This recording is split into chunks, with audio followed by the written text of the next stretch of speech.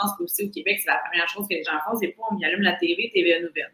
Fait que c'est comme, c'est tellement programmé dans ce sens-là qu'encore une fois, on parle de programmation, fait que tu es en train de te programmer à juste parler de ça. Fait que tu tiens avec des gens qui parlent de ça, c'est sûr que tu vas parler de ça. Tu sais, ça devient comme tu as de la misère à parler d'autre chose, tu sais, parce que c'est ça. Fait que oui, je vais au Québec, je suis allée l'année passée 2 fois.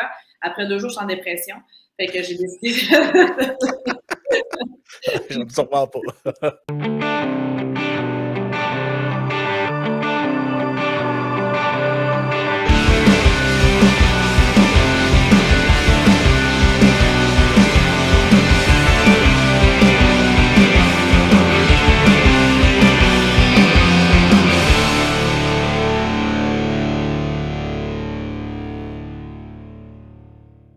On remercie nos commanditaires qui permettent à ce podcast-là d'être possible. Finalement, sellzone.ca. Utilisez votre code promo Yann10 pour avoir votre 10% de rabais. C'est les fenêtres de téléphone, les téléphones, la réparation de vos appareils mobiles. C'est là que ça se passe.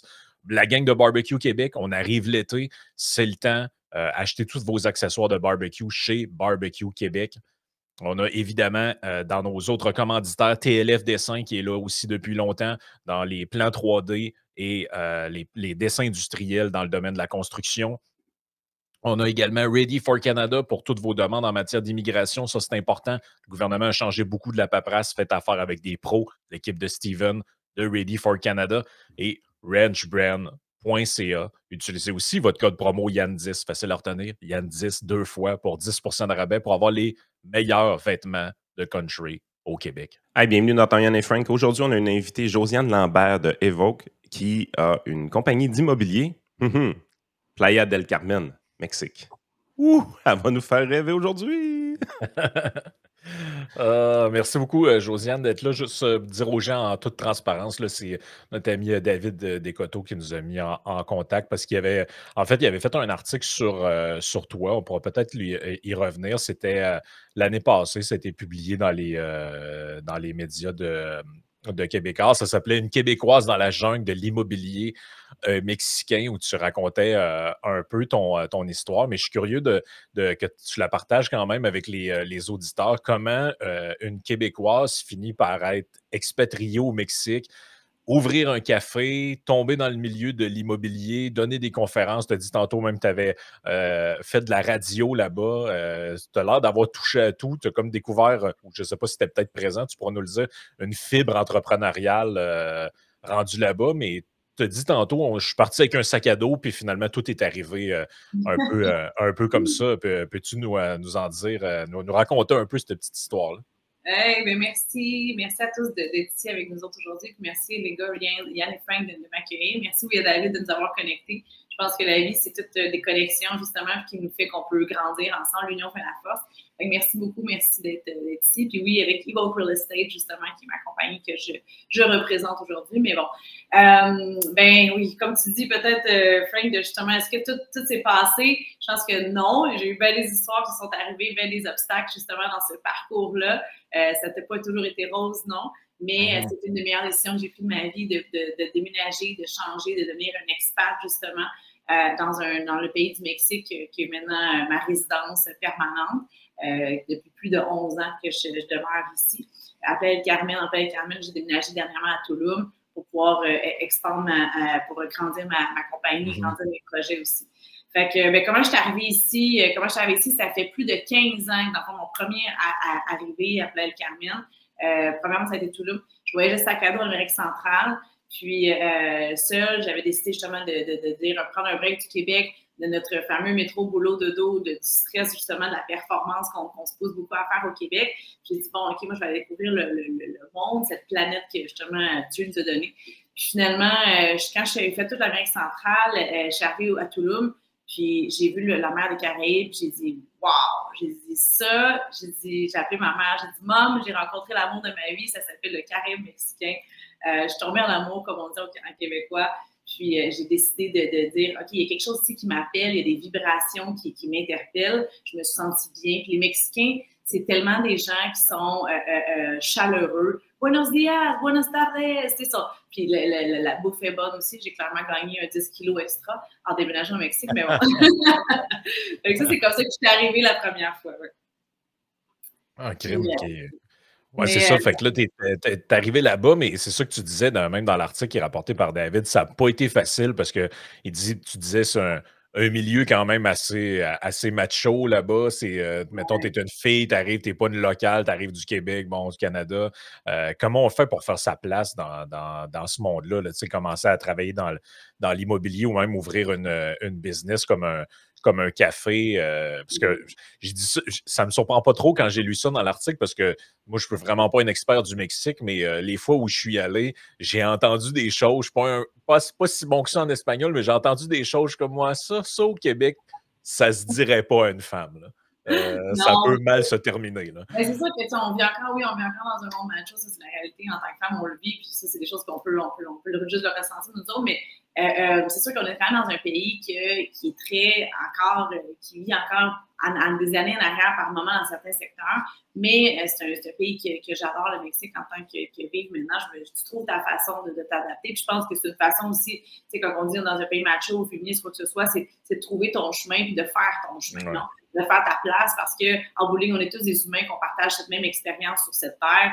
On recherche tous à être en santé, à être dans l'abondance, puis à être heureux, non? Fait que pour moi, c'est ce que je me focus à tous les jours pour pouvoir faire mon chemin dans ce sens-là. Fait que quand je suis arrivée au Mexique, c'est sûr que je parlais pas espagnol, non? Fait que moi, je viens de Montréal, mais j'ai grandi en Estrie, dans le coin de Saint-Denis-Brampton, dans un petit village que ma mère, elle nous apprenait un peu l'anglais, mais pas beaucoup. Au secondaire, on apprend Yes, No, Toaster, puis c'est pas mal ça au Québec. Fait que après ça, justement, je me suis débrouillée à commencer à avancer. L'espagnol, le bon côté de l'espagnol, c'est que ça ressemble beaucoup au français. Fait que je me suis mis à mettre des O et des A à la fin des mots, puis le monde commençait à me comprendre. Puis finalement, c'est comme ça que je me suis unie beaucoup avec juste des Mexicains aussi pour pouvoir apprendre la langue. Les gens me demandaient, oh, mais Josiane, t'es canadienne, non? Tu parles anglais, tu parles français. Je dis oui, mais je veux vraiment avoir cette immersion. Puis cette immersion-là m'a permis d'apprendre l'espagnol plus rapidement, non? Fait qu'aujourd'hui, parce que justement dans le domaine de l'entrepreneuriat, si tu ne parles pas la langue, pour moi aussi, c'est un respect de déménager dans un pays puis d'apprendre la langue, non? De venir justement n'importe où est-ce qu'on va, c'est pour les gens qui vont au Canada, pour moi, oui, on devrait apprendre quand même un minimum de français ou un minimum d'anglais dans ce sens-là. Fait que pour moi, l'espagnol, c'était quelque chose qui, dans mes valeurs, qui était important de l'apprendre. Fait que finalement, justement, peu à peu, j'ai commencé à baragouiner et me mettre là-dedans. Mais moi, j'ai toujours eu une mentalité d'entrepreneur. Donc, j'ai étudié en business, j'ai étudié en psychologie. Puis, pour moi, c'est quelque chose qui m'alimente de pouvoir construire, de pouvoir créer. Donc, c'est ça. Mais l'immobilier, c'est quelque chose que je rêvais au Québec. Je voyais les shows dans les shows de télévision en immobilier. Puis, quand j'étais petite, puis j'aimais bien ça. Mon père dans la construction au Québec, donc j'ai quand même grandi là-dedans, dans la construction, dans la rénovation, toutes ces choses-là. Mais je ne savais pas comment y arriver. Puis quand je suis arrivée au Mexique, justement, j'ai travaillé, moi, j'avais commencé comme professeur de yoga pour me débrouiller un peu. Puis finalement, quand j'ai vu les opportunités d'affaires qu'il y avait en immobilier, j'ai dit, wow! Moi, ma fibre entrepreneur me dit, OK, il y a de l'argent à faire, il y a des projets à faire, il y a pas des affaires à faire ici. Fait que finalement, je me suis lancée, j'ai fait mon cours, j'ai commencé pour d'autres agences, mais justement, en tant que femme, en tant qu'étrangère, je me faisais traiter un peu n'importe comment. Puis c'est là que ça m'a poussée dans le derrière pour partir dans ma compagnie qui est Evoke Real Estate. Evoke Real Estate est née, ça fait 9 ans déjà. J'ai fondé ça avec mon partenaire mexicain, justement. Puis on a décidé de créer cette entreprise-là vraiment pour transformer nos vies et de pouvoir transformer les vies de d'autres. Parce que moi, je travaillais pour d'autres agences avant ça, puis je trouvais qu'on accompagnait très mal les gens. C'était vraiment juste une présentation de catalogue, de condos possibles, mais c'était vraiment pas dans l'accompagnement complet. Fait que finalement, on a décidé de créer Evoke Real Estate, qui est une agence boutique, où est-ce qu'il y a une agence boutique dont on prend les mesures de vraiment qu'est-ce qui est fait pour toi, pas juste en termes de justement d'acheter un condo puis next au suivant, non. De vraiment prendre le temps de voir est-ce que c'est quelque chose que tu veux pour régénérer des revenus. Est-ce que tu veux pour une place de vacances pour ta famille? Est-ce que c'est un hybride, etc. Puis, fait que ce côté-là a fait que la business a commencé à grandir d'une façon organique, non? Puis pour moi, les travailler avec nos valeurs qui sont les plus importantes, que ce soit l'amour, le respect, l'engagement, ce que tu dis, tu le fais. Puis, fait que ça a créé que Evoke c'est né, mais il y a eu plein d'obstacles. Puis oui, en tant que femme, je me suis fait souvent dire, Josiane, non, excuse-moi, toi, tu es l'assistante, tu parles pas, ou excuse-moi, on aimerait parler avec la propriétaire. Puis même encore en tant que jeune femme, j'ai commencé mon entreprise, j'avais 28 ans. Fait que c'est là, j'en ai 35.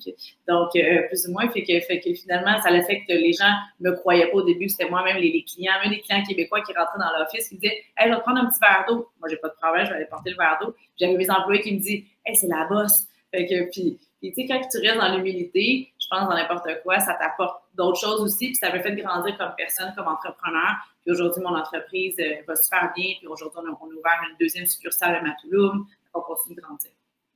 Ce que je comprenais en lisant un peu là-dessus, c'est que c'était un monde sans trop de barrières à l'entrée, donc c'est excessivement accessible, également très peu réglementé, très peu légiféré. Fait que on n'est pas habitué à ça au Québec. Nous autres, tout est réglementé, tout est documenté. Je veux dire, tu peux perdre ta licence à cause d'une virgule ou des choses comme ça. Fait que c'est un monde qui est complètement différent. Mais en même temps, le potentiel de croissance il est quand même assez grand. Je me doute que le couple de jeunes retraités qui vend son bungalow en plein milieu d'un quartier résidentiel pour la somme de 600 000 $ à peu près avec un bain turquoise, qui encaisse cet argent-là, il est capable de prendre juste 200 000 probablement pour s'acheter de quoi de très bien au Mexique, là, et puis d'avoir 400 000 pour vivre. C'est-tu un portrait un peu grossier ou c'est le genre de choses que tu vois, là? Oui, 100 mais tu sais, si je reviens à ce que tu parles en termes de loi de réglementation, de plus en plus, c'est de plus en plus réglementé parce que justement, il y a énormément de vagues de gens qui ont commencé à vendre n'importe quoi, à frauder des gens, puis c'est là que ça a commencé de plus en plus à être réglementé, surtout dans ce secteur-ci. On a même beaucoup de Québécois, moi j'ai formé beaucoup de Québécois aussi qui ont déménagé après la pandémie, qui ont voulu changer de carrière, même encore, justement, j'ai encore beaucoup de demandes de gens qui m'appellent, Josiane, est-ce que tu as de la job pour moi? T'sais. Moi, j'ai formé énormément de gens ici dans la région qui ont maintenant ouvert leur entreprise dans l'immobilier, puis je leur souhaite le meilleur à tous. Fait qu'il y a beaucoup de gens qui ont passé par chez nous en tant que formation. Nous, on donne beaucoup de formations ici chez Evoque Real Estate. Fait que, mais c'est sûr que oui, moi, je retourne dans l'article, exemple, l'année passée, j'en parlais parce que c'est un peu free for all, que n'importe qui peut se lancer dans l'immobilier ici quasiment, puis offrir n'importe quel projet, mais sans connaître les développeurs, sans connaître le style de construction, sans connaître bien des choses. Puis c'est là que moi ça me frustre parce que tu as des gens, comme tu dis, des messieurs, des retraités qui vont peut-être vendre leur maison, qui vont s'acheter un condo, finalement, ça ne sera pas livré parce que justement, ils vont être mal accompagnés. Tu sais, des choses comme ça, il faut faire attention avec qui vous êtes accompagné. Pour moi, il y en a peu de gens, on se connaît tous, on est dans un village ici. Tu sais, Playa-del-Carmen, c'est un village. Fait que moi, qui fait longtemps je sais qui fait bien les choses, je sais qui fait moins bien les choses, je sais qui fait vraiment pas bien les choses. Fait qu'il faut faire attention, puis ça, c'est quand même mon invitation aux gens de prendre le temps de se connecter avec nous autres, de connecter avec des gens qui ça fait longtemps qu'ils sont ici puis qui connaissent les contacts, parce que c'est pas juste l'agent immobilier non plus. Pour moi, c'est le notaire. Moi, c'est mon notaire, c'est dans le top 10 du Mexique au complet. Les avocats avec qui vont justement, comme tu dis, la virgule, ces choses-là qui peuvent changer ta vie au complet. T'sais. Je te dis pas qu'il n'y aurait jamais rien arrivé dans notre entreprise, qu'on est parfait à 100%, non. Mais depuis des années, avec des années d'expérience, puis justement, pour moi, traiter les gens comme j'aimerais être traité qui partent de là, bien, on fait attention, puis on ne vend pas de tout. On ne propose pas. Il y a plein de projets que moi, je sais qu'on ne touche pas à ça, t'sais. En termes de qualité de construction, en termes de développeurs, en termes de leur valeur, etc. Fait que, mais pour ton question, tu parlais justement de les gens, comment ils peuvent s'acheter, qu'est-ce qu'ils peuvent s'acheter aussi. T'sais. Les gens pensent, c'est sûr que des fois, j'ai des appels qui me disent « Hey, Josiane, j'ai commencé à m'acheter un beachfront condo, j'ai 50 000. » Si tu le trouves, appelle-moi parce que moi aussi, je le veux. Oui, c'est ça. C'est pas Cuba, là, c'est quand même le Mexique. Là. Exactement. Puis, on est dans un secteur qui est très, de plus en plus américanisé. C'est pour ça que les gens aiment ça, parce qu'on n'est pas loin. On a 4 aéroports internationaux, 4 heures de vol direct pour aller à Montréal. Fait que, ça, c'est des choses aussi que on a des Starbucks, on a des Costco, on a tout ça qui crée que c'est américanisé. Fait que les gens, fait que oui, c'est ce côté-là fait que la valeur a augmenté plus aussi, puis on a plus de facilité. Tu vois, dans d'autres secteurs au Mexique, oui, tu peux trouver quelque chose à 50 000, une petite maison, une petite cabane, de quoi de cute. Puis tu peux encore trouver des propriétés à ce prix-là. Mais c'est sûr que, exemple, des gens, une maison, ça peut valoir entre une belle villa, ça peut valoir à partir de 250 000 US à 450 000 en montant. Fait que c'est sûr que, dépendamment aussi du budget des gens, mais c'est là qu'on va les accompagner. Puis de plus en plus, ce que je me rends compte, Yann, c'est que les gens recherchent, en tout cas, la simplicité.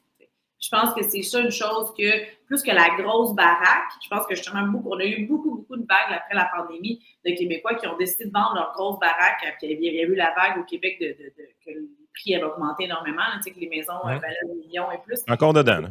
Oui, exactement. Fait que c'est ça. Mais bon. Fait que finalement, les gens sont arrivés justement avec leur bonne somme. Puis finalement, ils disaient, c'est moi, j'en veux pas une grosse baraque. Fait que ce qu'ils ont fait, les gens, c'est qu'ils ont commencé à s'acheter peut-être 2 condos à revenus, une belle petite maison, un terrain pour éventuellement se construire un petit oasis autosuffisant. Fait que c'est ça qu'on fait aussi. On guide les gens, pour moi, à dire, OK, qu'est-ce que tu as le goût, c'est quoi ton rêve? Qu'est-ce que tu as comme argent en ce moment? Puis pour moi, en tant qu'investisseur, parce qu'ici, tous les gens qui travaillent chez Evoque, on est tous des investisseurs. Pour travailler chez nous, tu dois avoir investi un minimum d'un terrain, un condo, quelque chose, pour savoir c'est quoi les étapes d'investissement, c'est quoi prêcher par l'exemple. Fait qu'après ça, les gens qui arrivent avec leur budget, puis on leur dit, ben écoute, OK, moi, je te suggère de commencer peut-être un condo comme ça, à Playa-del-Carmen, parce que c'est plus central. Après ça, je suggère peut-être un terrain à Toulouse qui va prendre la croissance, puis tu vas pouvoir te construire éventuellement dans ton petit chalet dans la jungle, autosuffisant avec tes panneaux solaires, puis de quoi de vraiment cher, ton jardin, tes arbres fruitiers. Fait que là, le monde va dire, OK, ou des exemples vont dire, non, moi, je veux avoir un beachfront parce que je veux que ma famille soit là. Fait que ça dépend aussi, puis c'est ça qui est le fun parce qu'on peut vraiment aller custom-made, aller vraiment boutique avec chacun de nos clients, de nos investisseurs qui travaillent avec nous autres. Puis juste pour le fun, présentement, votre proportion d'expats dans vos clients par rapport aux locaux, c'est combien environ? Tu parles à Playa-del-Carmen ou dans ma... dans votre business, grosso modo, quand je regarde, mettons, sur 1000 clients, c'est-tu 800 expats qui vous contactent? Non, je te dirais peut-être un 20 20 d'expats, le 80 c'est du local? Oui, ben, non, pas du local, mais dans le sens non, 90 c'est des étrangers. Dans le sens que OK, c'est bon. Pas des gens qui vont devenir expats.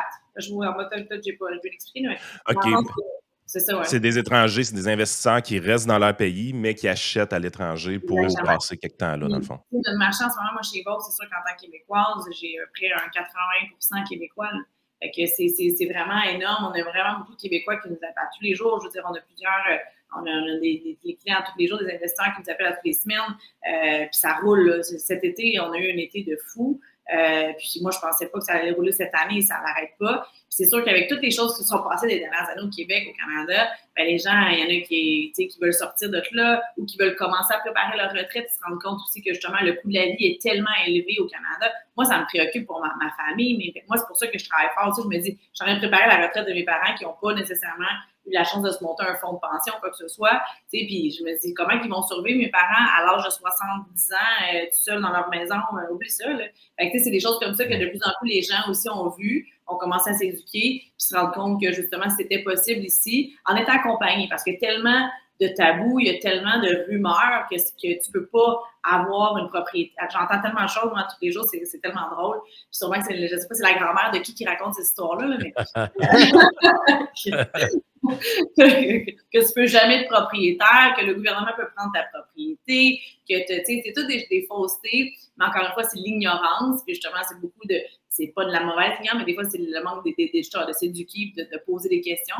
Moi, ce que je veux inviter les gens, comme j'avais parlé avec David aussi, c'est on est un pont. Fait que contactez-nous, ayez pas peur de poser des questions. Puis je pense que l'intelligence est dans la curiosité, à lever la main puis à poser des questions. C'est comme ça qu'on apprend, c'est comme ça qu'on grandit dans la vie. Fait que si nous, on peut être un pont pour les gens, let's go. Puis même si vous achetez pas, c'est pas grave. Là, je pense que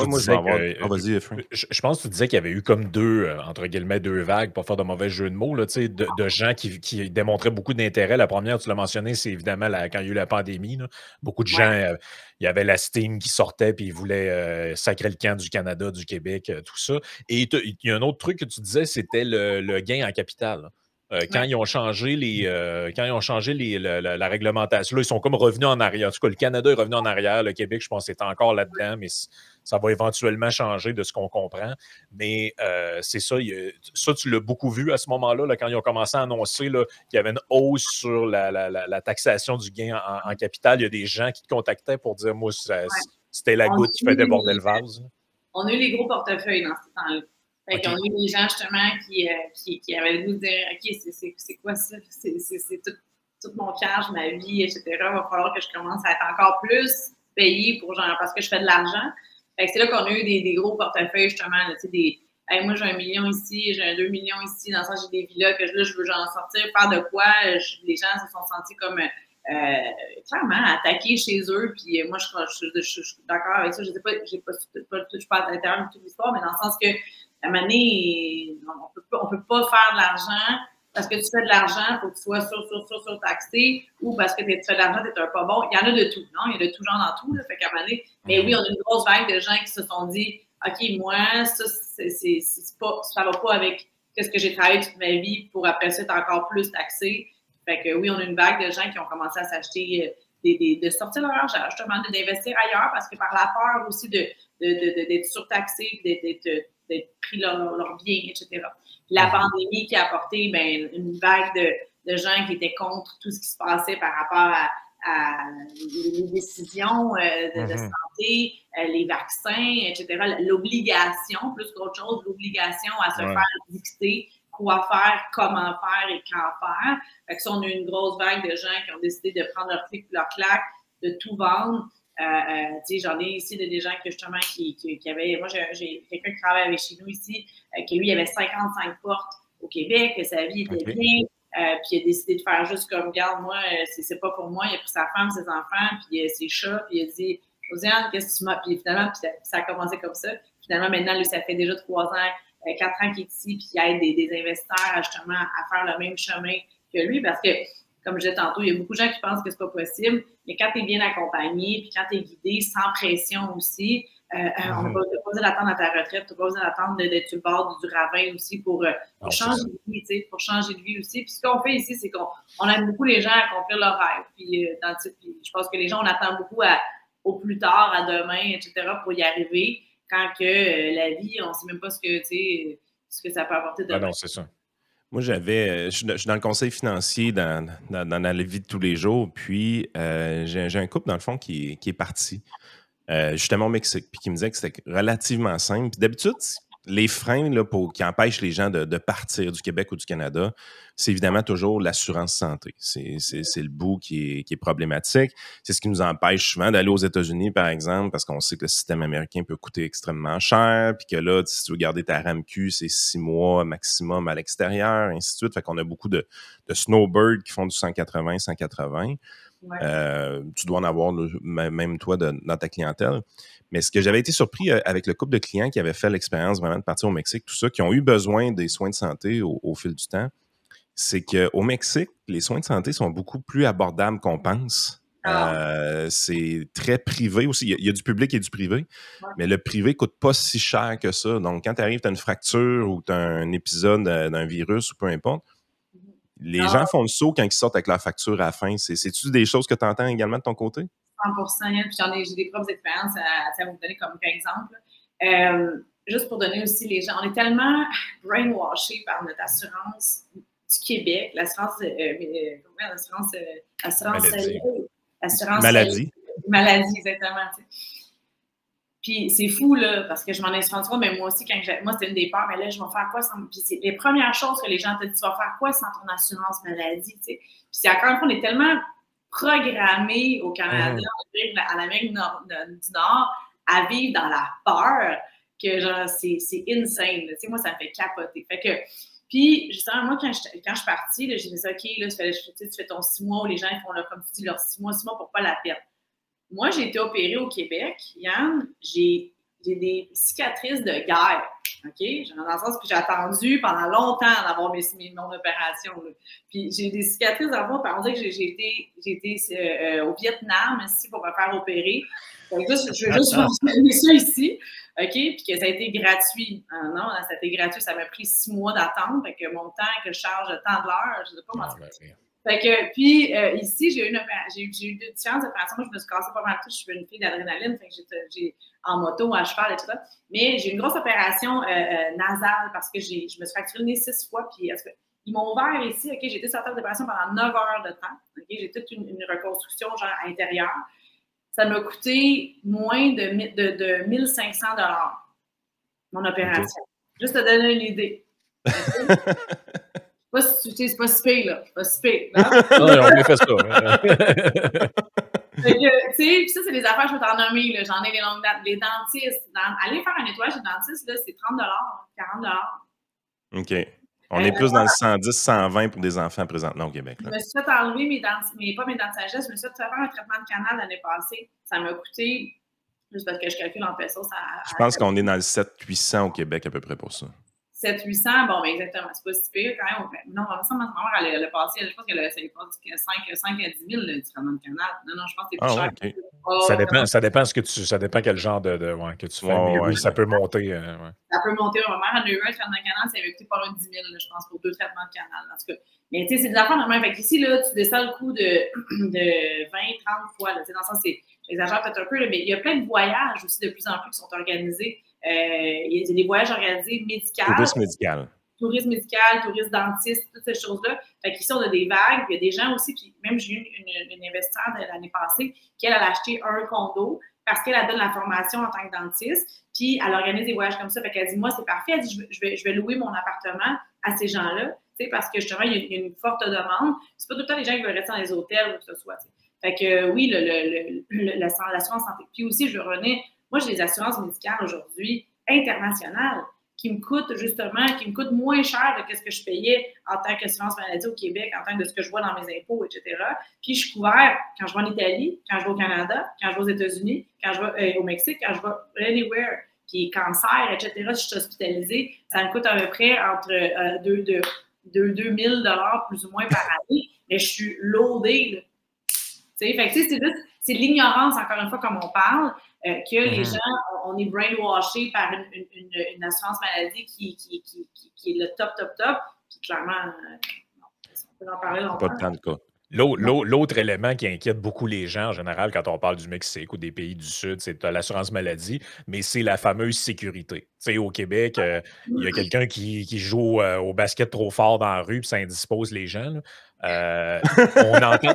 Non, mais c'est ça, mais on entend beaucoup d'histoires, tu sais, au Mexique. Bon, à chaque année, tu as une histoire de quelqu'un qui s'est fait tuer au Coco Bongo à Cancun ou je sais pas trop. Là. C'est quand même plus criminalisé que plus publicisé. Je pense que c'est plus. Oui, clairement, parce que, tu sais, moi, ça fait 11 ans, les ici, Frank, que je vis en tant que femme seule. Je ne me suis jamais sentie insécure. Okay? Puis j'ai des entreprises. Il y a tellement, encore une fois, de tabous. Puis oui, c'est clair que tu vas te tenir au Coco Bongo, tu t'achètes de la coke, puis après ça, tu te demandes, genre, qu'est-ce qui. C'est sa drogue, puis tu te demandes, ben là, je me sens un peu insécure. C'est sûr, le pic, là, genre, c'est sûr qu'à un moment donné, tu vas devoir.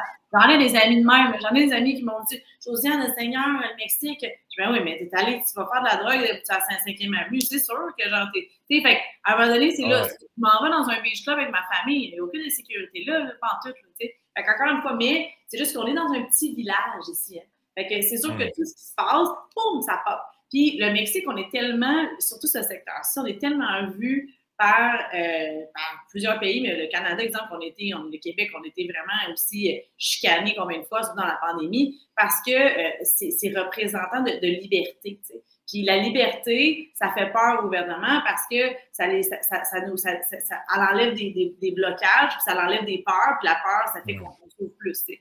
Mais l'insécurité, moi, je t'avoue que je me sens pas insécure de marcher dans la rue ici, le soir, du tout. Tu sais, comme je te dis, il y a des endroits, il y a des secteurs comme n'importe où. Moi, j'ai resté à Montréal-Nord, au Québec. J'entendais des coups de feu à tous les jeudis, là. Je sortais des enfants de certaines familles qui venaient chez nous parce que justement, ils étaient dans la violence conjugale ou quoi que ce soit. T'sais. Fait que, il y a plein d'affaires, mais c'est sûr que je pense que c'est plus tabou. Puis au Québec, c'est beaucoup de dire hey, mais là, tu sais, t'as pas des affaires du voisin, là, tu sais. Hey, mais tu sais, ça te regarde pas, là. Fait que, tu sais, puis ici, c'est le monde, ça se passe. Mais pour vrai, moi, comme on parle de la mafia, les gens parlent de ça. Bon, elle existe partout, la mafia, on va se le dire. Puis, mais j'ai sérieux. Les gens, comme tu sais, ça m'est arrivé d'avoir des appels, de dire bonjour, je suis ton nouveau comptable. Je suis ton nouveau comptable, mais non, j'ai mon comptable qui est en haut, il est correct. Tu sais. Puis ça, c'est des sécurités en tant qu'entrepreneur, parce que ça, c'est des questions qu'on reçoit en tant que des gens qui disaient si je pars une business, vas-tu me faire demander ma cote? Tu sais. Fait qu'à un moment donné, moi, je reçois un appel de ça. Puis là, je suis comme non, j'ai dit mon comptable, non, il est en haut, c'est une innocente un peu blindée qui commence. Puis finalement, c'est des gens qui sont engagés, qui sont en prison souvent à Mexico City, qui vont faire du Google, justement, ils vont faire un business par business pour essayer de frauder sur le moment quelqu'un, tu sais. Mais si jamais, exemple, quelqu'un qui vient sur ton entreprise, sur la rue, que tu as pignon sur rue, souvent, ça va être sur la 5e avenue qui est plus remarquée. Mais encore une fois, ça va être dans les bars, dans les restaurants, où est-ce qu'ils peuvent servir la drogue, l'alcool. Fait que, encore une fois, c'est tout ce que tu sais, ça, on sait, là, ça prend pas la tête à Papineau pour comprendre ça, puis c'est le même à Montréal, c'est le même partout. Fait que moi, je vous dis qu'on est publicisé plus dans un crime, ici, 100%.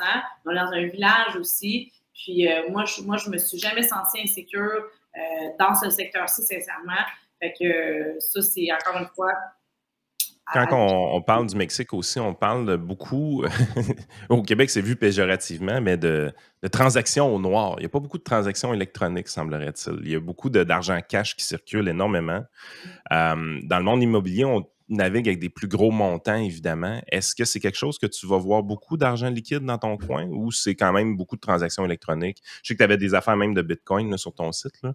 Ouais, vous êtes assez à la page de ce côté-là, mais est-ce que c'est transactions assez classiques comme au Québec, Canada, donc électronique avec notaire, ou il y a quand même beaucoup d'argent cash qui se passe? Tout ce qui est immobilier, il y a une limite qui est de 750 000 pesos, qui est dans un entour de plus ou moins, je pense que c'est comme 60 000 Canadiens, plus ou moins, non? Que tu peux fait que dans l'immobilier, c'est de la vraie transaction. Là. Ah ouais, non, mais t'as pas le choix, parce que tout passe chez le notaire, tout est legit, tout est by the book.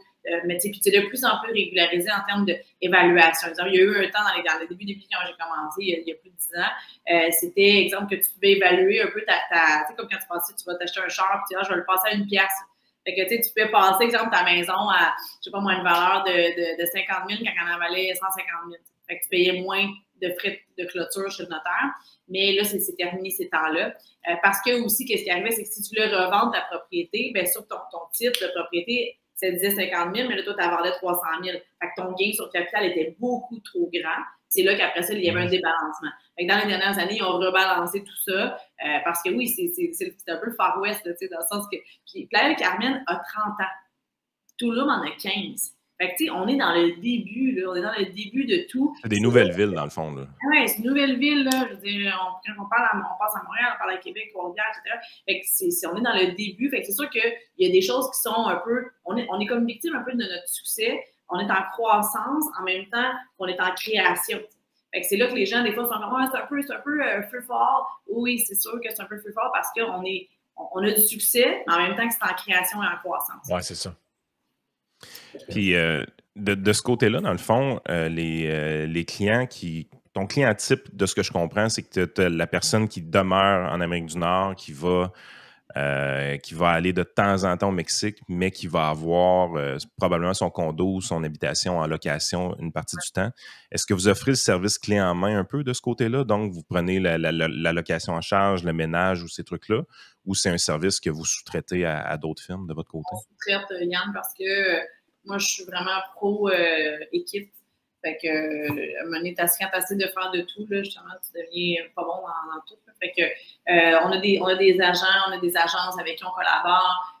Nous, on est vraiment ici, on est vraiment focusé sur l'investissement, l'accompagnement, parce que la majorité de nos investisseurs investissent avec nous de 3 à 5 fois. Donc, on a vraiment une belle historique par rapport à ça.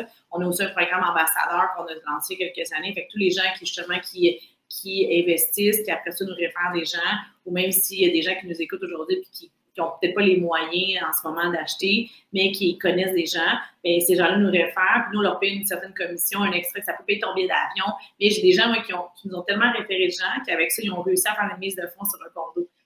C'est ça qui est le fun aussi de travailler en équipe. Fait que je reviens au travail en équipe comme ça. Moi, je suis très dans la collaboration puis dans le troc aussi. Là, fait que avec les agences, que ça soit, c'est pour ça que je mentionnais, on a des excellents notaires, on a des excellents avocats, excellents gens, des gens qui veulent devenir résidents ici aussi. On a l'aide pour devenir résident permanent ou temporaire ou justement.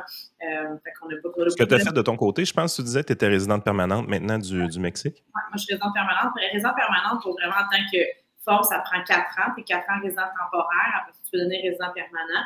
Moi, personnellement, là, ça fait quelques années que je pourrais devenir citoyenne si je le désirais. Mais c'est pas quelque chose en ce moment qui m'appelle. Là, j'ai chanté la chanson du Mexique. Puis, que je me la sais pas encore. Mais, c'est ça. Ouais, c'est ça. Mais pour vrai, c'est sûr Il y a que... des tests de culture. Exactement. Il n'est pas facile l'examen. Mais c'est sûr qu'en tant que Canadien, je suis reconnaissante d'être venue au Canada, de passeport canadien, parce que c'est sûr qu'on a beaucoup plus d'entrées dans beaucoup de places. Moi, mon ex-partenaire conjoint était mexicain, puis on voyageait à travers le monde ensemble, puis il y avait besoin des visas partout. C'est des choses comme ça, un peu encore de racisme mondial là, qui existe. Là, fait que, mais fait que c'est sûr, mais en tant que résidence, oui, c'est possible. On peut aider les gens, que ça soit aussi de la location. Fait on s'en charge pas, mais on va accompagner les gens pour trouver la bonne équipe de location qui va vraiment aller avec leurs besoins, qui va vraiment aller avec ce qu'ils recherchent. Parce que la majorité des gens, tu parlais du typique profil, beaucoup des gens cherchent un hybride, non? Ils cherchent un hybride qu'ils vont pouvoir l'utiliser 2-3 fois par année, ils vont pouvoir le prêter à leur famille, à leur mère, etc. Puis ils vont pouvoir après ça le louer, retrouver le retour sur investissement. Moi, ce que je leur dis, le plus grand retour sur investissement que tu vas avoir, c'est ton bonheur, passer plus de temps que ta femme, que ta famille, puis justement ton style de vie qui continue d'augmenter parce qu'ici, juste d'être dans la mer, on a 100, je pense qu'on a 108 des éléments dans l'océan. Fait qu'imaginez ce que ça apporte à ton corps, à ta santé, c'est incroyable. On a 320 jours de soleil, comme je vous disais. Fait que ça, c'est des choses comme ça qu'en plus de retourner sur ton portefeuille, ta vie augmente. À 320 jours de soleil, tu ne regardes pas météo. Ouais, c'est 300 de plus qu'au Québec. Là. Mais j'exagère, mais c'est un peu ça pareil. Tu parlais du style de vie, peut-être en terminant, ça, j'aurais aimé ça t'entendre là-dessus, parce que tu disais dans l'entrevue avec David, je suis arrivé là-bas, je me suis rendu compte qu'ici, les gens, ils vivent leur vie, c'est comme... On profite de l'extérieur, on profite de la température, tout ça. Au Québec, c'est vraiment plus, on est dans... c'est l'actualité au quotidien. Puis, je ne sais pas ça fait combien de temps que tu es venu au Québec, mais si tu es capable de venir 2 jours sans te faire parler de Trump, là, je pense que je signe un chèque. Là. Écoute, ici, tout est un sujet d'actualité en permanence, tout le temps. Là, c'était les vacances de la construction qui commençaient. La télé faisait des reportages sur les Québécois qui vont aux États-Unis malgré les... Comment c'est au Mexique par rapport à ça? Est-ce que c'est un sujet Parce que moi, tout le monde me dit, je suis allé en Floride, personne ne m'a parlé de ça. Je suis allé au Mexique, personne ne m'a parlé de ça. Mais au Québec, c'est comme l'uni-sujet, c'est les États-Unis, ce qui se passe, puis c'est ça en permanence, tout le temps. Tu le sais, tu as de la famille au Québec, j'imagine, quand tu leur parles, ils te parlent de ça. Là. Ben, c'est sûr que, comme je disais, je mentionnais au début, moi, je regarde pas une nouvelle, ça fait longtemps, dans le sens que je regarde un peu ce qui se passe dans le monde en tant que conscience, là, mais tu sais, c'est pas quelque chose qui alimente mes journées. Puis je pense qu'aussi au Québec, c'est la première chose que les gens font, c'est pas on y allume la TV Nouvelles. Fait que c'est tellement programmé dans ce sens-là qu'encore une fois, on parle de programmation, fait que tu es en train de te programmer à juste parler de ça. Fait que tu tiens avec des gens qui parlent de ça, c'est sûr que tu vas parler de ça. Ça devient comme tu as de la misère à parler d'autre chose, parce que c'est ça. Fait que oui, je vais au Québec, je suis allée l'année passée 2 fois. Après 2 jours, je suis en dépression. Fait que j'ai décidé Absolument pas. Mais c'est parce que tu sais aussi tous les manteaux noirs, je suis allée en hiver aussi, je suis allée pour Noël. J'aime ça, clairement. J'aime aller au Québec, mais en vacances. Là, le monde me demande des fois, tu reviendrais-tu vivre au Québec? Je dis non, merci. Non, merci. C'est pour ça que je m'en vais à Bora. Mais qu'est-ce que tu disais par rapport à l'actualité? Les gens ici, on vit dehors, Frank. Fait que c'est sûr que quand tu vis dehors, tu te rappelles quand tu étais jeune, nous autres, on n'a pas grandi avec Internet, là, dans le sens qu'on avait Internet, oui, mais tu sais, tu avais 30 minutes, il fallait que tu parles avec tes frères et sœurs, puis c'était comme il fallait que tu te dépêches parce que justement, tu sais, moi, ma mère, il n'est pas 5 heures, tu rentres pas dedans, pêche une autre paire de mitaines, puis ah ouais, dehors. Fait que ici, c'est le même principe, tu comprends? Puis même en tant que moi, je regarde la télé, je regarde Netflix de temps en temps, clairement, mais vu qu'il fait beau, quand il fait beau, là, même au Québec, là, tu restes pas en dedans, là, tu te sens coupable de rester en dedans, tu comprends? Fait que tu vas jouer dehors, tu vas faire des affaires dehors. Quand tu es dehors, tu es en mouvement. Fait que tu n'es pas en train de regarder la TV, de regarder TV Nouvelles, de regarder tes cubes, de whatever, tous les canaux. Fait que tu es moins activé par rapport à ça. Fait que oui, on en parle moins de ça. Les gens vont parler plus. C'est sûr qu'ici, dans ce secteur-ci, on est dans une bulle de conscience, de spirituel, d'abondance, de nature. Tu sais, ici, on parle de physique quantum, on parle de genre de comment aligner tes chakras, on parle d'un million d'affaires. Ah oui, là, c'est un autre monde. Dans le secteur Maya, on parle de voyage, énormément de. Tu sais, moi, ici, des fois, je suis assis une table, il y a 2-3 millionnaires, 2-3 millionnaires, on est assis, puis on parle 2 minutes de business, Puis après ça, on dit, hey, on va-tu faire du scuba diving demain? On va-tu, genre, on va-tu se voir un tel cénoté? Hey, on s'organise un voyage au Pérou, aller monter le Machu Picchu. Tu sais, c'est ça. C'est avec ça, une autre mentalité. Puis c'est sûr qu'ici, dans le secteur, ici, je parle surtout parce que c'est des gens, c'est beaucoup dans le temps, on les appelle les black sheep. Moi, j'ai décidé d'échanger pour les golden sheep. On est tous des gens qui ont décidé de vouloir changer notre propre monde, de vouloir changer notre vie. Fait que ça apporte une vague de gens qui sont des vibrations hautes, qui ont le goût de parler des choses positives. On est écœurés de parler, justement, en tout cas, personnellement, quand le monde me parle du small talk, puis justement, avec Trump, avec tout. C'est la réalité, oui, clairement, mais c'est difficile de pouvoir, malheureusement, changer ces choses-là. Oui, on peut en parler, puis tu sais, faut en parler pour les changer. Mais je parlais, il y avait un Américain que j'ai rencontré à Tulum en fin de semaine, puis il me dit, tu sais, puis il y avait une fille qui disait, t'es-tu d'accord, là? Puis là, le gars, il dit 3/4 du monde, on n'est pas d'accord avec ce qui se passe, là. Mais il dit, on n'a pas grand choix, tu sais, en ce moment, ça se passe, puis on essaie de. Fait qu'il dit, moi, c'est pour ça que je viens à Toulouse, je viens vivre d'autres choses, je sors de ça, parce que justement, j'ai pas le goût de parler de la même affaire. Il dit, le monde répète la même cassette tout le temps. Puis, tu sais, comme tu disais tantôt, Frank, au Québec aussi, c'est ça, c'est beaucoup le statut social, non? Qu'est-ce que tu fais dans la vie? Comment tu gagnes par année? C'est quoi ton char? Puis tu vas prendre tes vacances qui va déterminer si on se tient ensemble. C'est à Cuba, ça va. Sur République dominicaine, ça va. Tu parles peut-être aller à Dubaï. OK, là, t'es hot. C'est comme, tu sais. Quand t'es un entrepreneur, je te jure que la fameuse question, tu prends tes vacances quand? Si je suis plus capable. Je suis plus capable. J'ai planifié pas mes vacances. Un moment donné, je vais être en vacances, tu ne sauras pas. Puis je le ressaurais pas même pas une semaine avant, moi. Ouais. Mais au Québec, cette question-là, c'est tout le temps. Écoute, j'ai un test de valeur pour toi. Est-ce que tu es une vraie Mexicaine? Ça a pris combien de temps avant que tu commences les habitudes de la siesta ou tu l'as jamais fait, finalement? J'ai une espace de sieste dans mon office. Tu t'es adapté au beat. Est-ce qu'au début, quand tu es arrivé, tu avais de la difficulté avec ça? Tout le monde qui tombe en sieste? On parle du Québec, tu n'as pas le temps de prendre une sieste au Québec. Tu ne peux pas prendre le temps de faire une sieste au Québec. C'est une perte de temps. Mais non, ça a pris quand même une couple d'années à lever. Mais en même temps, c'est sûr qu'ici au Caraïbes, tu n'as pas le choix de Il fait chaud. ralentir parce qu'il fait chaud. Puis aussi, le monde sont slow. Là. Ça, c'est quelque chose qui reste.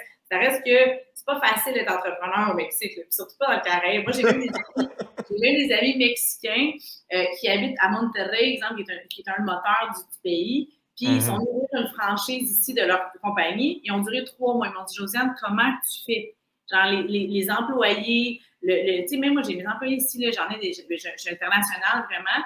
Mais tu sais, c'est sûr qu'au Québec, le monde virait fou, là. Tu sais, dans le sens que, moi, j'ai des amis québécoises qui arrivent, ils disent, c'est ton monde ici, genre, tu sais, fait que là, je dis, oui, mais tu sais, t'as pas le choix de t'adapter aussi. Puis c'est ça, encore une fois, le fait de. Mais c'est la beauté de vivre, puis de c'est ça. Parce que moi, tu rends fou. Moi, au début, c'est sûr que oui, j'étais plus by the book. Là, j'arrivais, puis j'étais comme, non, pas le temps, là, il est où, là? Ça fait 1 heure qu'il est parti luncher, là. Fait que, tu sais, mais là, à un moment donné, tu lâches prise, là, parce que tu viens, c'est ça la vie aussi, à un moment donné, je pense qu'au Québec, on est tellement dans le contrôle, dans la boxe, puis à un moment donné, tu te rends compte que ça te fait juste toi te rendre stressé, puis te rendre comme, puis l'anxiété est nécessaire. Fait que, oui, je me suis adaptée à la sieste. On a une salle de méditation, on a une salle de sieste dans mon office ici. Puis, on fait des plus petites journées. Moi, je faisais du 90 heures au Québec, là, puis c'était normal, là, tu comprends, par semaine. Là, puis, c'était le fun quasiment. Là, mais aujourd'hui, non, je fais des journées des fois de 4 heures, des fois des journées de 8 heures, des fois des journées où je ne travaille pas. Puis c'est ça aussi d'être entrepreneur, mais aussi je pense, de t'adapter avec le style de vie. Puis d'aller, on était à 3 coins de rue, mais au bureau de la beach. Fait que, tu sais, souvent, mes employés, s'en vont prendre une marche à la beach. Puis quand je les sens stressés, je vais leur prendre une petite marche à la beach, je reviens quand tu vas te sentir mieux. Puis la productivité est pas mal mieux. Fait que, c'est ça. Écoute, je pense que t'es bien adapté. Ouais, je pense que t'es bien adapté là-bas. Vous êtes les bienvenus quand vous voulez faire votre podcast, c'est les boys. Exact. Bon, on va aller tourner un petit épisode sur le bord de la planche. Ça serait le fun. Écoute, les gens qui veulent te contacter, peut-être en terminant, parce qu'ils ont été interpellés par ce que tu as dit, comment ils font, je te laisse le mot de la fin pour savoir comment te rejoindre finalement. Oui, merci les boys. Vraiment, je suis vraiment reconnaissante de tout ça. Vous pouvez me suivre sur mes réseaux sociaux. J'ai ouvert un nouveau compte en français, Josie Touloum, J-O-S-I Touloum, sur Instagram. Sinon, Josiane Lambert sur Facebook, LinkedIn aussi. On a le site web d'Evoque Real Estate, group.com. On a par courriel aussi josie@evoquerealestategroup.com. Vous pouvez m'écrire par là. Si on est sur notre site web, toutes les informations, c'est vraiment facile de nous communiquer. Je sais qu'il y a beaucoup de gens, des fois, qui veulent me parler à moi directement, mais si c'est pas moi, ça va être quelqu'un de mon équipe que je vais superviser, donc vous allez être bien accueillis, ne vous inquiétez pas. Et sinon, venir visiter ici à Pelle-Carmen, on a nos bureaux qui sont, on est dans le centre-ville de Pelle-Carmen, à quelques minutes de la plage, et on a aussi un bureau maintenant dans le secteur de Touloum. Que ça soit terrain, on a des terrains à partir de 35 000 $, on vous donne du financement sans intérêt pour 36 mois. On a des condos, soit en pré-vente ou déjà terminés, qui sont possibles. On a aussi des villas. On peut construire votre projet de rêve aussi. Donc, c'est vraiment quelque chose qui est possible. Donc, moi, j'invite les gens à connecter. Puis même si c'est quelque chose que vous pensez faire dans un futur, vous pouvez nous contacter. Ça va me faire plaisir de vous aider à le créer. On a un autre article aussi, je ne sais pas si tu l'as lu, Frank, Yann, qui est sorti au mois d'octobre, que c'était comment acheter en groupe. Donc, ça, c'était intéressant pour des gens qui disaient hey, moi, c'est quoi, je ne vais pas l'utiliser seul. Fait que, tu sais, des fois, en couple, je sais pas, 2-3 couples que vous pouvez l'utiliser ensemble, l'acheter ensemble. Fait que, puis après ça, moi, j'échange, il y a un couple qui l'ont fait. Il était 3 couples qui ont fait ça.